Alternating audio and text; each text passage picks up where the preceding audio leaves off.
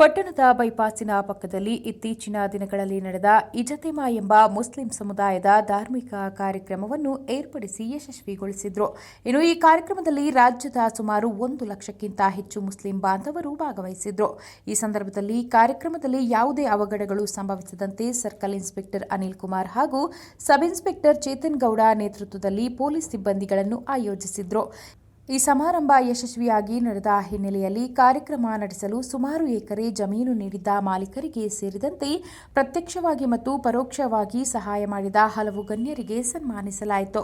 ಈ ಸಂದರ್ಭದಲ್ಲಿ ಕಾಂಗ್ರೆಸ್ ಮುಖಂಡರಾದ ಎಡಿ Balaramaiah, CPI Anil Kumar, PSI Chetan Gowda, Mohammed Asif, Hidayat Ulla Sharif, Kaleem Ulla, Sattar Abdulla, cable Saifulla, Mustafar ಸೇರಿದಂತೆ ಅನೇಕ ಮುಖಂಡರು ಹಾಜರಿದ್ದರು. ನಾವೆಲ್ಲರೂ ಸೇರಿ ನಮ್ಮ ಇಡೀ ಕೊರಟಗೆರೆ ತಾಲೂಕು ಮುಸ್ಲಿಂ ಸಮುದಾಯದ ಪರವಾಗಿ ಅವರಿಗೆ ಕೃತಜ್ಞತೆಗಳನ್ನು ಹೇಳಬೇಕು, ಮನಸ್ಪೂರ್ವಕವಾಗಿ ಅಭಿನಂದಿಸಬೇಕು ಅಂತ ಹೇಳಿ ನಾವು ಕಾರ್ಯಕ್ರಮವನ್ನು ಆರಂಭಿಸ್ತಾ ಇದ್ದೇವೆ. ಈ ಒಂದು ಕಾರ್ಯಕ್ರಮಕ್ಕೆ ಬಹಳ ಸಂತೋಷ ಆಯಿತು.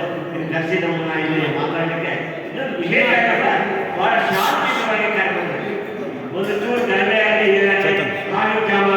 ಯಾವುದು ಕೂಡ ನಡೆಯಲಿಲ್ಲ.